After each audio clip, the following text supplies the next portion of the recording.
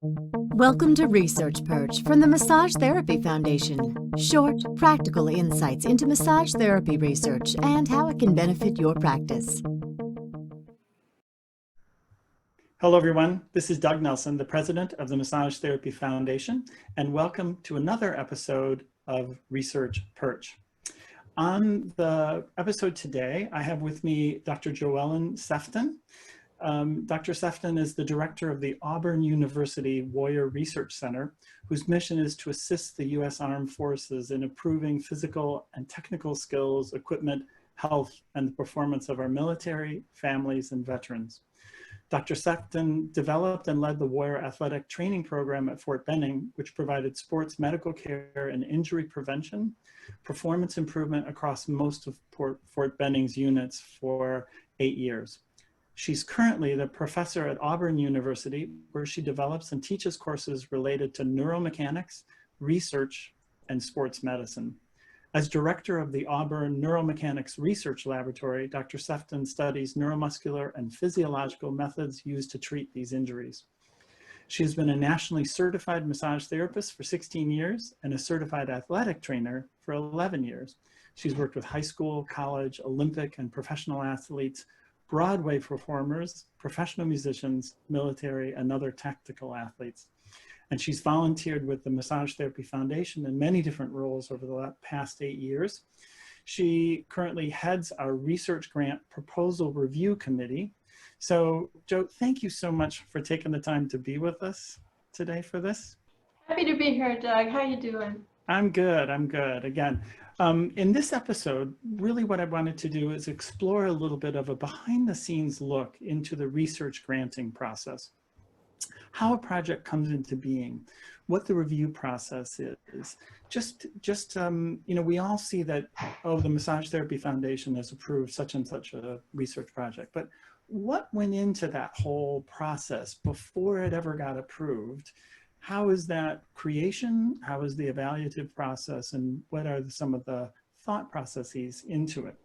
So I can't think of a better person to explore that with than doing that with Jo today. So why don't we first start with a little bit of history? If you could talk about the history of the granting process with the Massage Therapy Foundation. Sure. Now, I haven't been with the foundation all this time, but the Massage Therapy Foundation started providing research grants and community grants back in 1993. These started out as small grants, $3,000, $10,000. And that was the beginning of 27 years of providing research and community service grants to the massage profession. Now, I got started back with MTF back in 2010, and they funded one of my first external research grants as a professor. By external, we mean outside funding, not within my university. And that helped start my research career. And a few years later, I tried to give back. I started reviewing for the granting committee, and then I became chair of the granting committee. The next thing I knew, you had me on the board and the executive board. So they've been great people to work with. I've enjoyed every minute, and I really, really care about what they do. It's a unique resource for the profession. We're the only ones that do this, and it affects every part of the profession: practitioners, clients, other allied health professionals. It helps them understand more what massage can do. It's great for the researchers that are trying to add to the literature. That's what we call all the knowledge that we have about a topic. It's great for the schools and the students and the teachers. And we also, through our community service grants, we help communities in need around the world. And there's really no part of the massage profession that the MTF doesn't serve.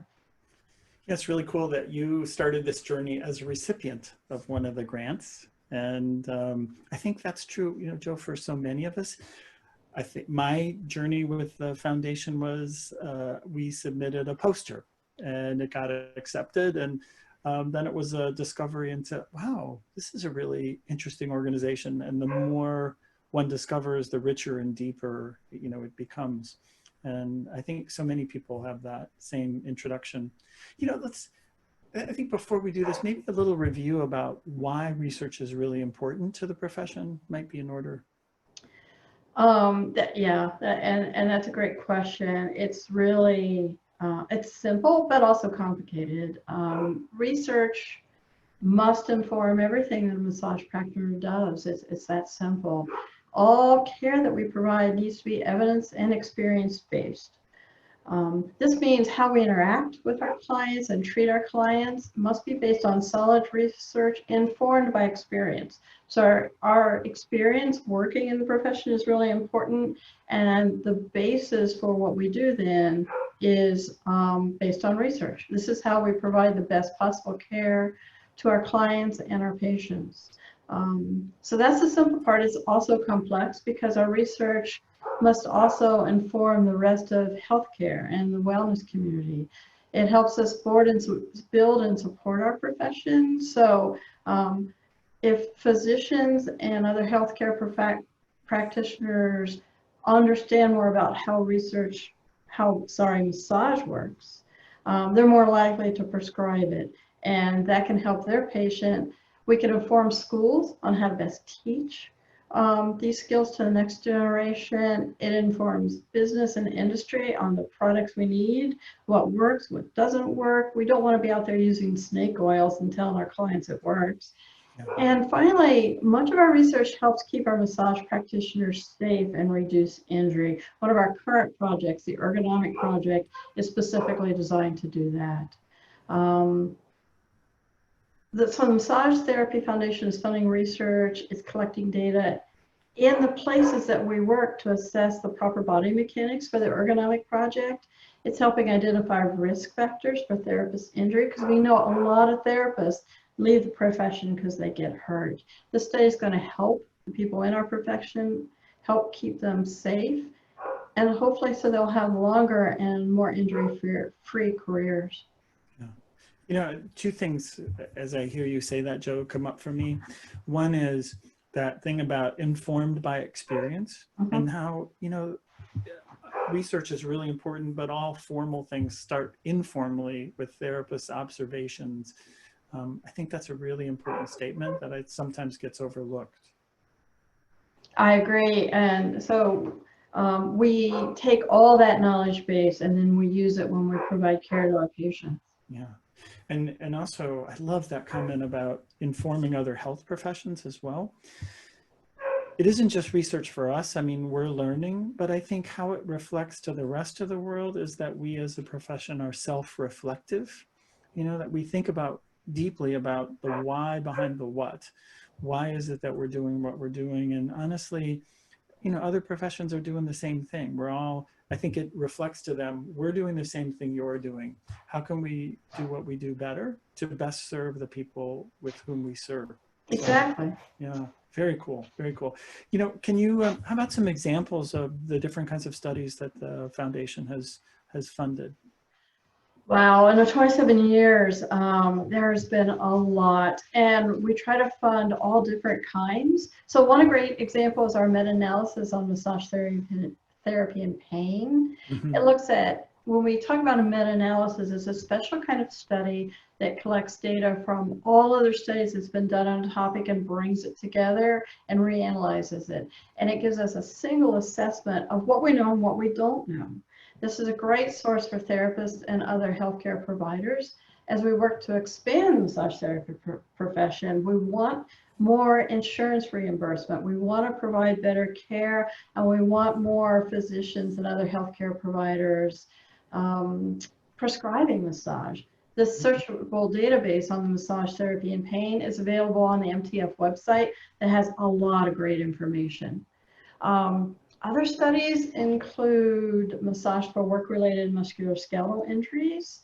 We have some for massage for people with amputations. One was massage for parents of children recovering from traumatic injury.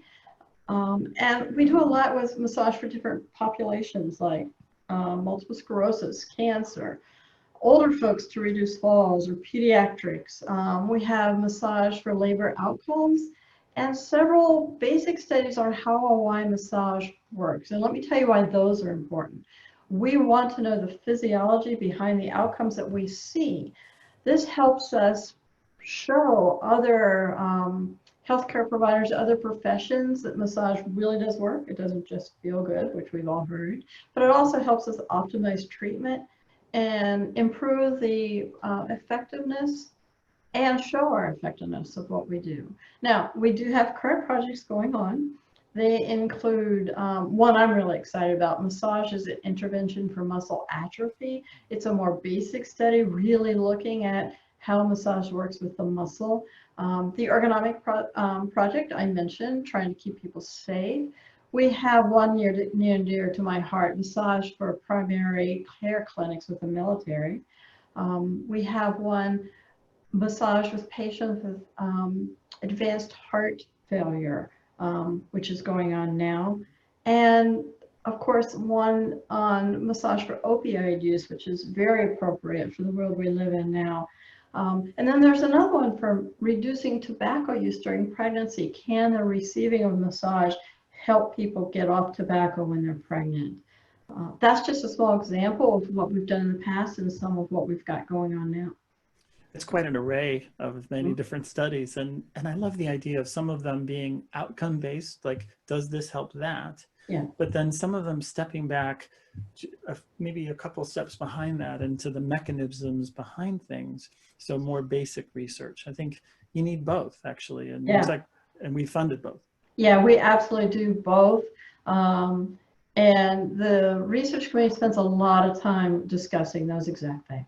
Yeah, very cool. So let's actually, now that we have, here's what's funded, can we take a little view into the process itself? I think that would be interesting. And I should say, we're doing this, we are sheltering in place because we're filming this during the COVID-19 process. So yes, we are. Yeah, yes, that's right. So if you're, all sorts of things that you would normally hear, guess what? We're at home too. So hang in there. Yeah, we have my two four-legged colleagues here working with me, so right. I apologize if they interrupt you. And it's They're the audience. keeping me safe from, whatever's outside trying to get in. All right. Well, I've got geese in my background here, so good thing they're not together. So that anyway, would be interesting. That's right. So yeah, let's walk through the process a little bit, Jo, of what that looks like. Yeah, so of course it's a process that I love, so I hope it's not boring to other people. It's kind of my standard every day. But the Massage Therapy Foundation first has a pretty standard grant application process. Research teams build their proposal with a detailed budget, and this process includes a detailed background on why the information is important, a description of the project, the methods, the facilities, and organizational and ethics approval, which is really important. The overall goal is to show the importance of the research question that the team is trying to answer and proof that the team can complete the project. And the committee looks very carefully at that. It's great to have a great project, but is that team the right one to complete it? Very cool. Very cool. So most of us have never taken something through that kind of process before. So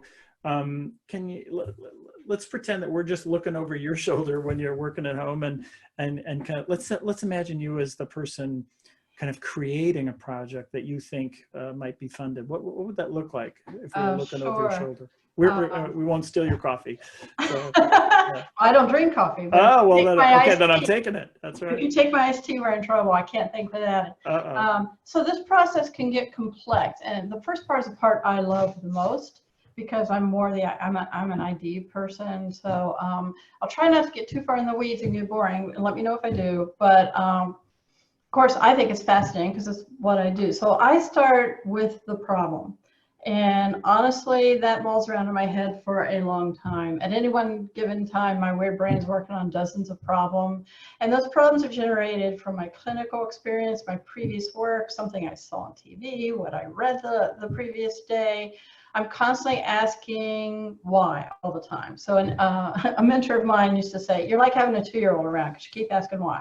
The proof is, we don't know why. Why don't you go find it out? So that's what I do. A possible solution or approach to the problem usually pops into my head when I'm walking one of those dogs that you heard. Mm-hmm. Driving in the shower is another great place. When I'm not directly thinking about it, a lot of times I'll wake up in the middle of the night. I jot things down. it's important to understand while I'm working on these problems, I'm also reading. I'm reading all the research literature, and that just means everything's published out there in peer-reviewed publications, anything I can find on the topic. Those topics that I work on all the time, I keep up to date. I check every day to see what's new. So I'm not starting from scratch. Yes. And I build a database of all the literature, what it tells us, what was tested. I spend a lot of time doing this. It's kind of a geeky thing, but I do, and it's fun.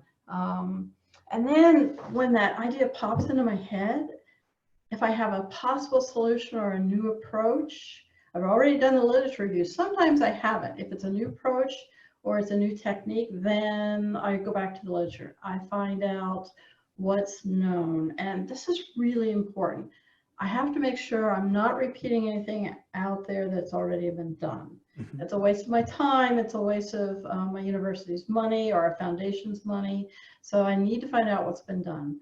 I need to find out if what we know supports what I'm thinking. Now, a lot of times I'm thinking outside the box, to use a slang term, but is there science to support that I might be on the right track? And I also look to see if there's anything out there that can help me. What have other people done that I might learn from? It may be with a different muscle, it may be with a different population, it may be in a different completely area, but I try to learn. We really do. We stand on the shoulders of those that came before us. And those that come after us are going to use our work to progress the overall knowledge base. And we're kind of all working together in all different fields of science to teach each other things. If I have the idea and the research literature supports kind of what I do, the next thing I do is really the most important. I develop a specific research question, and this helps keep me on track because I tend to go off in different directions if I don't have that guidance. I don't want to try to research too much at the same time. So what exact question am I trying to answer? If I try to build a study without knowing that, it's not going to be a good study. And honestly, my team and I spend hours trying to nail down the research question. It has to be answerable, it has to be testable, and it has to be what exactly we're trying to get to. So an example, this is a very simplistic example. People have done all kinds of things like this, but let's pretend it's new. What does a specific massage stroke or massage protocol do to decrease musculoskeletal pain? Yeah. So that might be a research question. It's specific, not quite specific enough, as you'll see, but it is a question. Does that make sense? Yeah, absolutely. Okay. Absolutely. So now that I have that guiding me, now I have to design the study. And I need to tease out different components of the problem to see if I'm on the right track. For this, I use a lot of whiteboard space. I'm known for that. I have whiteboards all over my walls. I even brought one home when we closed down the lab for COVID-19 because I can't think without one. This design is critical because you really have to develop a study that can rule out other factors that affect what you're looking at. This is the part a lot of people don't understand. So for our example, if you're studying the effects of a massage therapy protocol or a stroke on massage pain, you can't just do a massage and see if the patient feels better. That's not answering your question, because just the relaxation effect may have an effect to take the patient's mind off the pain. Or, especially COVID-19 era, it might be that per hour of personal contact reduces the pain. For some people, especially with chronic pain, it may be just the professional acknowledging that the person is in pain. All of these things can impact that result. I'm not saying those things aren't important, but they're not my research question. They're not what I'm looking to see. I'm looking to see the effect of the stroke or the massage protocol on the pain. Yeah. So, that's why you'll see studies that have control groups or comparison groups. Those help us rule out some of these other things. In science speak, we call that controlling some of that variability. Yeah. Now, we also try and need to develop studies that blind researchers and participants to the expected outcomes. This helps eliminate expectation or bias. So for example, if a person comes in and they expect that the study is about massage helping pain. So there's a good chance their pain may change just from that expectation. Sure. You've heard of it. It's the placebo effect, right? Sure. Interestingly, 35% of all medical effects that we see out there in the world is based on the placebo effect. I think that's cool, and there are a lot of people actually studying how this works. But the brain is such a powerful instrument. It's so powerful in healing, but it's not part of my question. Right. So I have to rule that out, and I want to see the difference the massage itself is producing.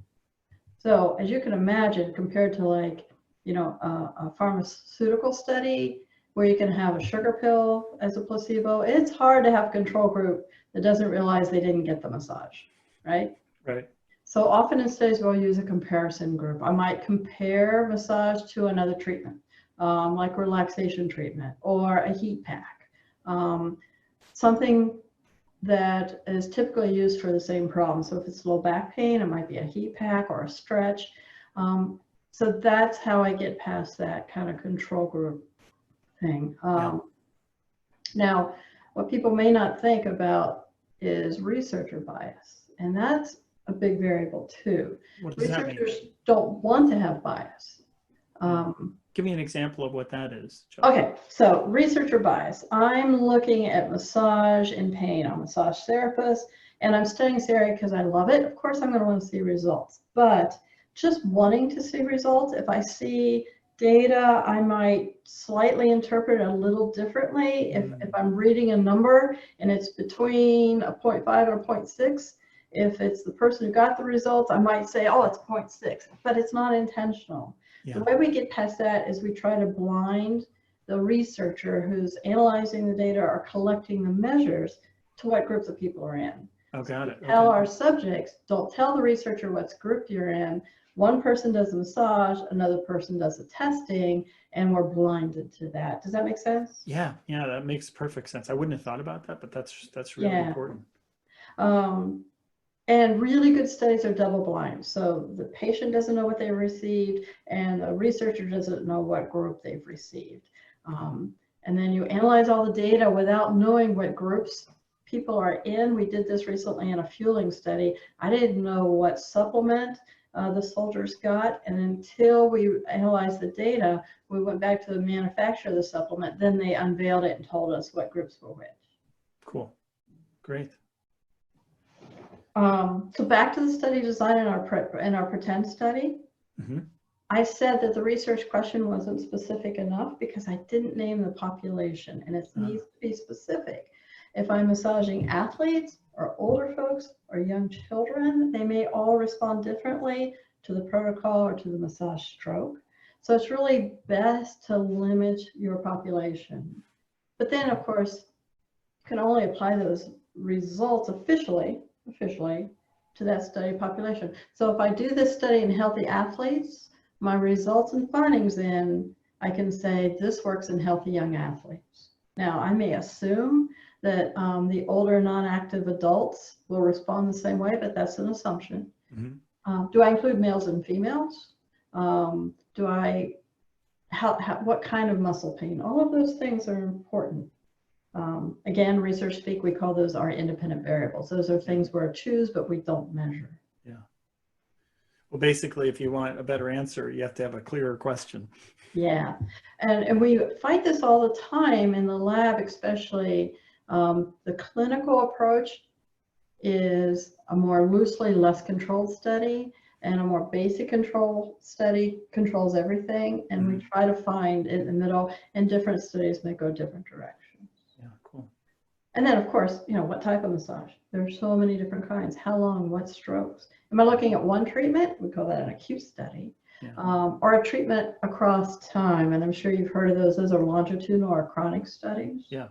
Yeah. Now, if it's a longitudinal study, how often do they receive the treatment? For how long do I collect data at the beginning and the end? Yeah. Or all along the way? So you can see we can really go down a rabbit hole too. Yeah, because dosage and frequency obviously would matter, right? Absolutely, yes. If you're taking an antibiotic, if you took it once a week, you can't say that antibiotics don't help. So dosage and frequency make differences. Right. A lot of times we'll start with an acute study, and then when we get some findings, then we look at it over long term, and then we look about that dosage and frequency thing. We have, just a few minutes left about the process itself, Jo. So anything else? Like once you are at that level, what else happens? Okay, then I need to develop my measures. Yep. What am I measuring? We call these our dependent variables. And so for like pain, we might use a pain scale. There are several been tested and validated.